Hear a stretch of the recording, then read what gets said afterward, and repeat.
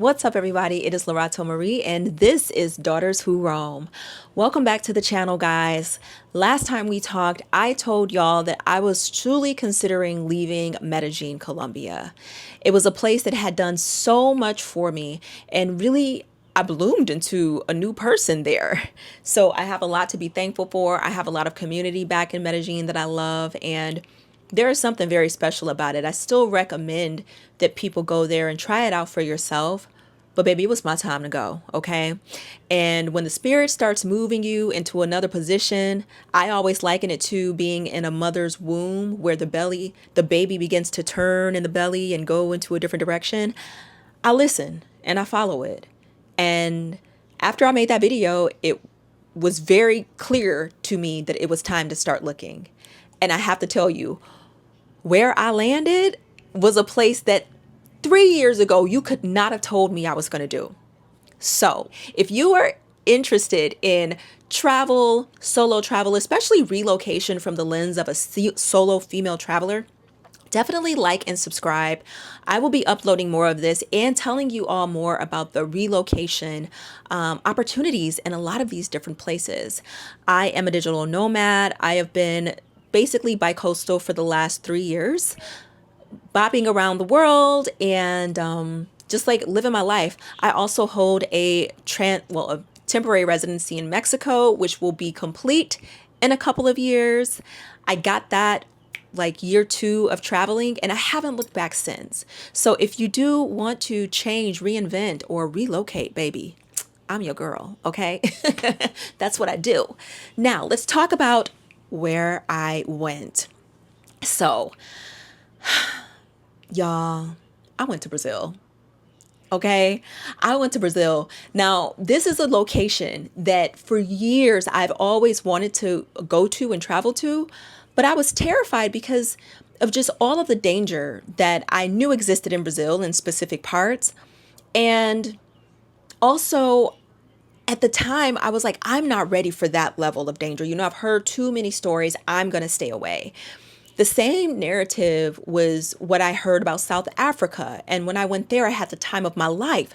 So I don't know why, but I still just kind of was very reserved, very gun shy about going until I made the decision that Medellin is no longer for me. I thank you, Medellin, for everything that you did, but it's time to go. Y'all, within 3 days and in 3 different ways of making that decision, I got confirmation that Brazil's great. No, I had a wonderful time. You should go.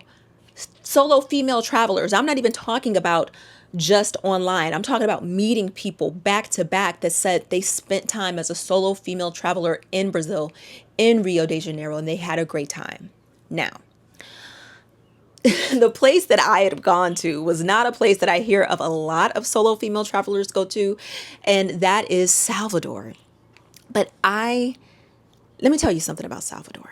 First of all, Salvador is the cultural epicenter of Brazil. This is the place that, if I believe correctly, it received the largest amount of, no, it has the largest amount of Africans outside of Africa. Okay. And so it was the first state capital of Brazil. And when you go there, it is culturally rich like no other. All right. Y'all, I've traveled all throughout South America, not everywhere, but to enough places to know this was different. The people were lovely. They were kind when I was trying to speak broken Portuguese to them. Okay. They were kind. They were also just joyful. I've gone to Portugal. That was actually my first solo travel trip. And I'll never forget saying that, yeah, I enjoyed Portugal. I love it. It's a place that I could live. But the people that I love the most in Portugal are the Brazilians. All right. They just have a certain warmth to them that I really connect with. And belonging is a very important thing for me. And I felt that, if you look like me, they're going to think that you're Brazilian. And they're going to talk to you in Portuguese. So that is another thing.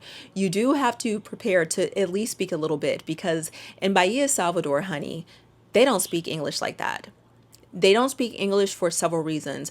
One is because they really don't have to. And secondly, and unfortunately, people don't speak English because it was only given to those that could afford it, right? And so if you didn't have money, you weren't going to the good schools and you weren't going to learn that language, period.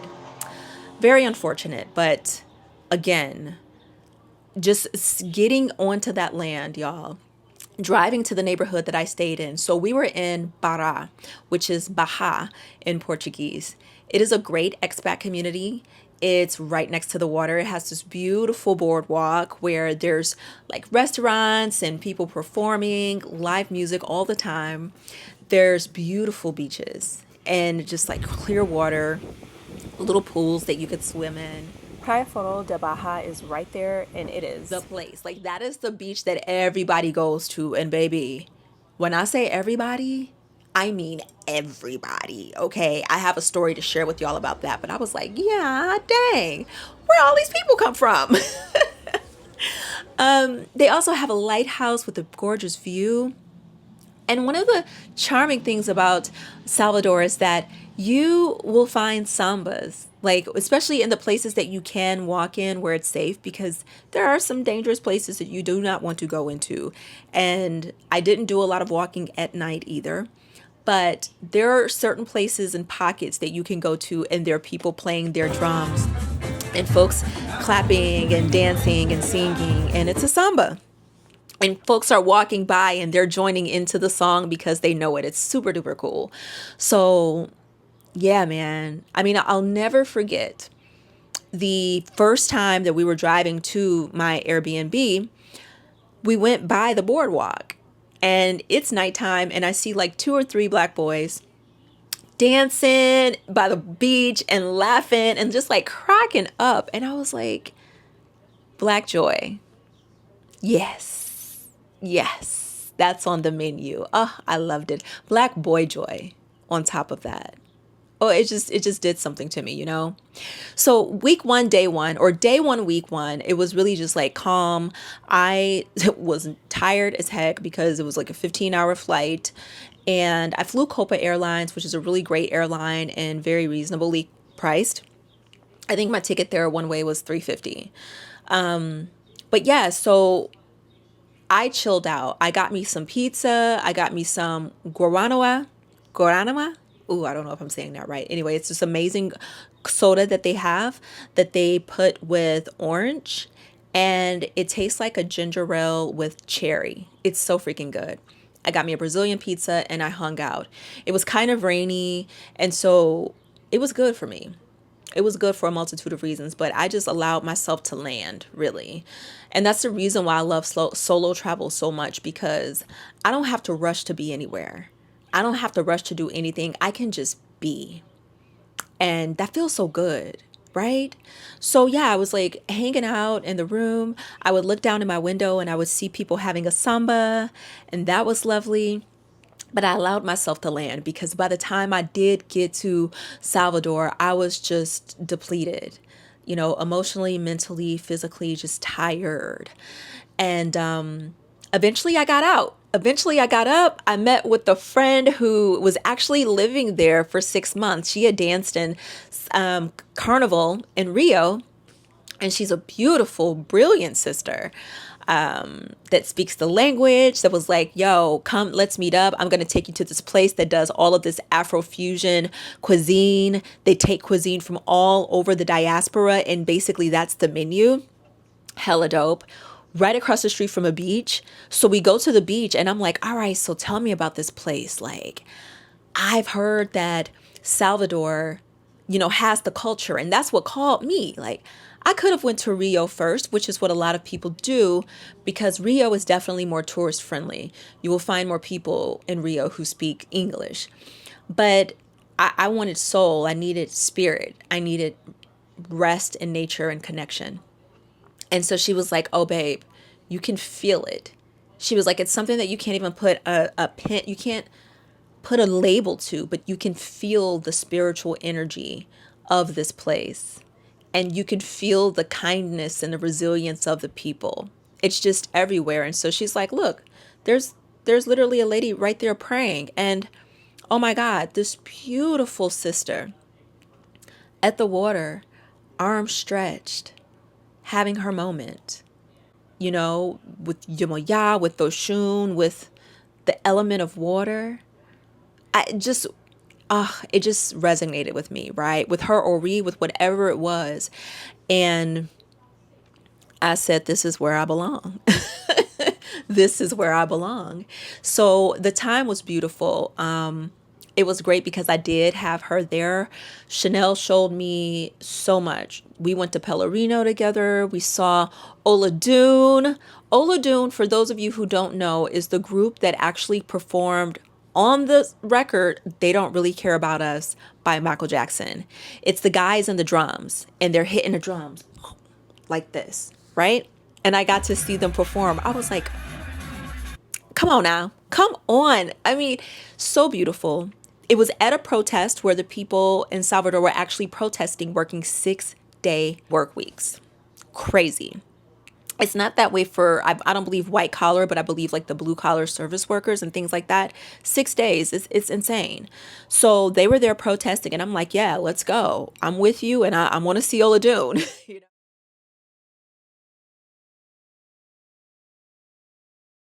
So we did that. We ate moqueca. Moqueca is an amazing dish that has rice. It has like shrimp and fish and this really amazing sauce. Moqueca slaps. If you go to Brazil specifically, especially to Salvador, get you some moqueca. Also, get you some acarajé. Get yourself some acarajé, which is basically deep fried peas, but then they put the shrimp inside of it. Now, what I didn't know about acarajé is that they don't take the skin off the shrimp, and you just have to eat it. But it has this thing about it. I definitely, it's a staple there, so you want to try it, okay? And akataje, I'm just learning about this, is a cuisine that was made, and the sisters were selling it to people, the women, okay? The black women were selling it, and they were using the proceeds to buy the freedom of their relatives. Quit playing with me. I said, come on now. Come on, akataje. Get you some akataje, okay? Understand. This place is rich. It's rich with so much history, and just so much resilience. I love it. So, yeah, man, there were magical moments that I experienced. I remember saying, I want to go to see this Casa Yemaya. Completely forgot about it. Ended up walking to the beach one day. I'm like, why is it so hot? And why is this beach so far? Looked to my left. I was like, oh, that's a cute little house. Let me walk up to the house. Lo and behold, Casa de Yemaya. Right? Like, you can't make this up. I was able to, do what I did, and got a beautiful piece to remember my time there. In fact, let me show y'all something. Hold on. Bahia, Salvador is the only place in South America where I have literally been able to buy a Black Madonna. Yeah. How beautiful is she? This is Our Lady Lerato. Sound similar? Sound familiar? Our Lady Lerato, yes. And she is actually associated with travel, believe it or not. She's associated with the House of Mary, and there's a whole thing with that. But, when you're going around these places and you're seeing these images of the divine, you're looking for yourself. You're looking for yourself. And surely these places have Black Madonnas. Surely these people have Black citizens. So where is their reflection of the divine? And actually, the people of Brazil do have a Black Madonna that represents them. I believe she is Nuestra Senora Amaracita. I think that's her name, and she's beautiful, all right? But when I saw this one, I was like, oh my God. Whoa. And then, when I read the litany and just like the story behind her, I said, oh, this is beautiful. But seeing your reflection in the statues of the divine hits different. It hits different. And when you're in Bahia, by any beach that you go to, you're going to see a statue of Iemoja. By the lakes, they have a lake with the orishas on it, with these beautiful, powerful statues. there's a center, a community center that has there's tons of orishas, but they have a huge orisha museum that you can go to and learn about them. You can actually go and see a candomblé ceremony. And there's just a beauty in the fact that the spirituality of all is celebrated and revered and put on a pedestal. Okay? I was like, yes, as a Black woman, this feels so good. All of it, all of it, all of it. Okay, give me more. So wonderful moments like that just blessed me. You know, I do think that you need to, it would be great if you knew someone going to Bahia. And I also, again, think that you should be intermediate. Years ago, I met a girl who would go to, I think she would go to Rio. And I was like, that is the most dangerous, sexy shit I've ever heard in my life. You know, I had clients who were my makeup clients, and I remember them speaking in the language. And I was like, is that French and Italian? What are they saying? I don't know whether I want to cry or make love right now. But I love this. Like, it was so just evocative. It pulled something out of me. I was like, what is this? And when I found out it was Portuguese and they have the Rio de Janeiro accent, just chef's kiss. To me, it's the most beautiful language in the world, and I'm so excited to learn it. I can't wait. I can't wait. I'm taking lessons now. Okay, eu falo português. Clock it. Also, you want to learn some Portuguese. You want to learn some Portuguese if you're going to go. And if you're not an intermediate traveler, you know, go with someone and just be really diligent, because on the beaches, there's a lot of poverty there. So people are going to find ways to finesse you. All right. They're favelas. You don't really want to go into the favelas. Maybe if it's a tour, that's fine. But I didn't visit a favela by myself. I didn't walk by myself at night. I got dropped off at my place by my Ubers, and I kept it moving. And anytime that I paid for something, which you can use your phone to pay for just about anything, and I mean drinks on the beach, whatever. But you've also probably heard many horror stories about people saying that they got taken advantage of because somebody added an extra couple zeros, or said that something was maybe, 20 reais, which would be $5 or $4 USD. And turns out they charge them 20,000 reais. You know what I mean? Just something ridiculous, $500 or $5,000. So make sure that you see the number when you tap your card. You have to be vigilant. You have to use street smarts, but also I think learning the language really helps with you just creating a bridge with people. If you're trying to like pin together the words, they will work with you. It was just lovely. Like, I literally met a guy at a beach, y'all. And this is no joke. I told y'all the beaches are crazy. Now, there's a lot of people at the beach. And this particular day, I was just like, I did it to myself again. But I don't care. I'm here to swim. So I go in and I'm like swimming in the water because that was my sport. I swim. And so I think this guy probably noticed. He was also a diver. Him and his friend had on full diving equipment, and they were looking for metal. They said they found metal, they found gold, so that's what they were looking for. So he comes up and he starts talking to me in Portuguese because, of course, he assumes that I'm Brazilian. I'm like, oh no, eu falo Portugal, eu falo pouco. He says, oh, okay, I'm sorry, my English. But he had enough English and I had enough understanding of Portuguese to put together what he was saying. He was like, do you want to go dive with me? I was like, yes, I want to dive with you. Are you kidding? He's like, yeah, I'll show you what my friend's doing. So cool. He pulled that stuff out of his butt. I'm like, where did you get this? Where is this extra equipment just coming from? But anyway, he sterilized it completely and gave me the mouthpiece and the headset so I can go down and see the stuff, right? So we go and look at his friend. That was super cool. And then he offers me to go out to the rock.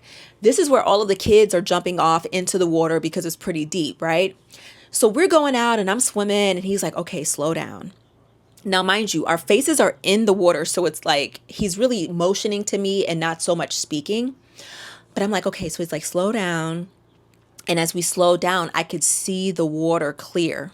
By the way, the water is crystal clear. But I could see the water clear and we could see the coral underneath. So he dives down and goes into the coral. And I'm like, okay, I'm going to dive down and go into the coral. So he's like, okay, you can do it. Yeah. So we're just floating, kind of hanging out on the water. And then all of a sudden, it's this huge black shadow that comes to like my left peripheral. And I'm like, what the heck is that? Mind you, he's on my left side. Tell me why. It was like 500 fish. Okay. These fish were maybe this big. I know that looks weird. They were like that. And it was like 500, just a gang of them. Okay. They came around and I'm like, super excited, but also a little scared. So I take his hand and I'm like, okay. He's like, it's okay. It's okay. So they come around us, right? And then he dives into the fish. I'm like, oh my God. So the fish go around him. They're like, hey, no contact, buddy. They go around him. But after they go around him, I'm the next thing they see. So they come all the way like to my face and then they go around me. 10 out of 10. I'm like, oh my God. So it happens again. The fish come around. Maybe it was another school of them. And he's like, okay, this time you go. Yeah. And I'm excited. I'm like, okay, bet. Let me go. Like I couldn't hold my breath to save my life. It was because there was too much excitement. So he kept telling me like, tranquilo, calma, like just calm down. So I took some deep breaths. I'm like, all right, I'm going to give it a go. Mind you, this is the girl that would not want a fish to touch her 10 years ago, let alone me diving into them. So anyway, I take my deep breaths and I dive into them. And they go around me and do their dance. And I just emerge with this crazy Lieutenant Dan laugh. Like, I just conquered gold. Like, what? Y'all, I have not had a snorkeling experience like that in years. And I paid for them. I've never experienced anything like this, right? Moments to remember. Last one. There's another school of fish that came by and they're big. They're like this. Oh my gosh. They look like angelfish, but they're silver translucent. And they go around and he's like, okay, it's your turn. Go, but be very relaxed, very calm. I said, okay. So this time I had no problem holding my breath. I held it and I went down into the water. And I went really far because this time he actually touched the bottom of my feet and like pressed it.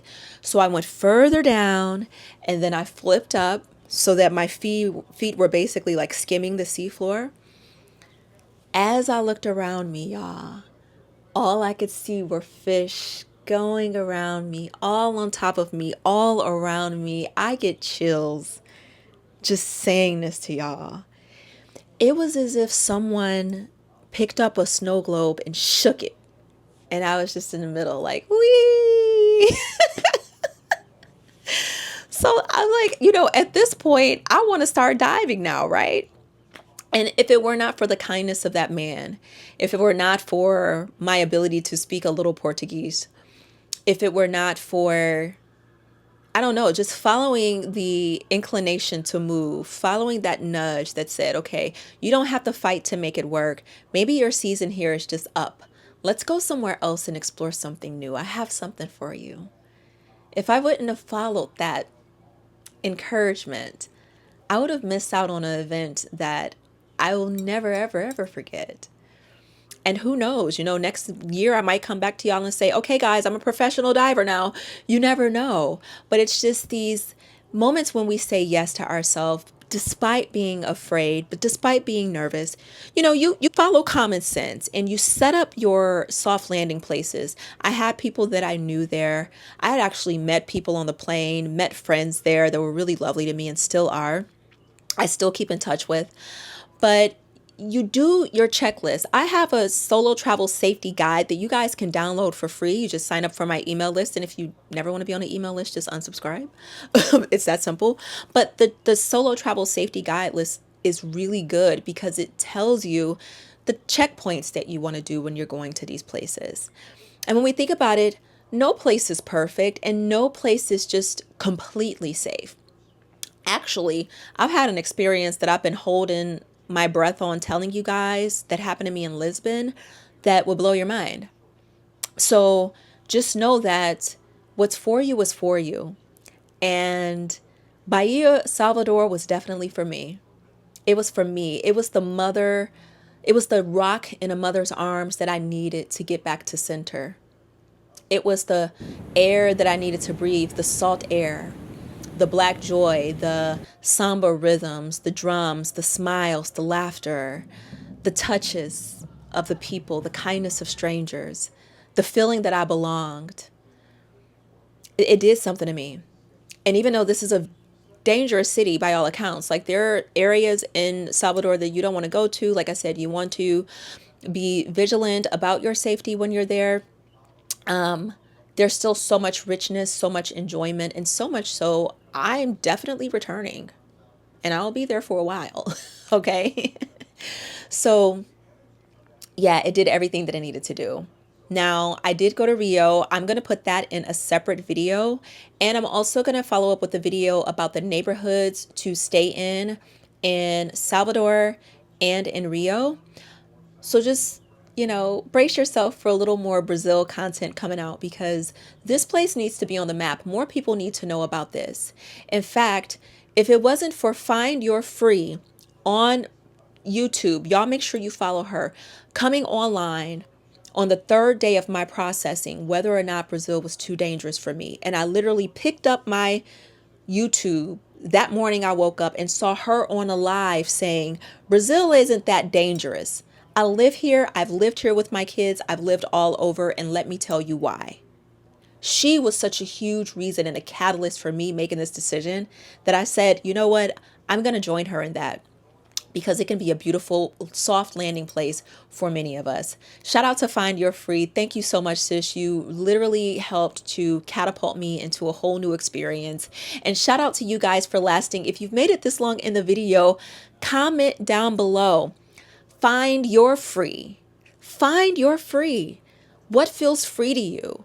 What is a move that you've been afraid to make that you just haven't given yourself the permission or the freedom to do it? That is what we're going to be talking about more of on this channel. Please like and subscribe. Let me know if you like the video, and I will talk to you guys on the flip side. Until next time, keep roaming, and we out here.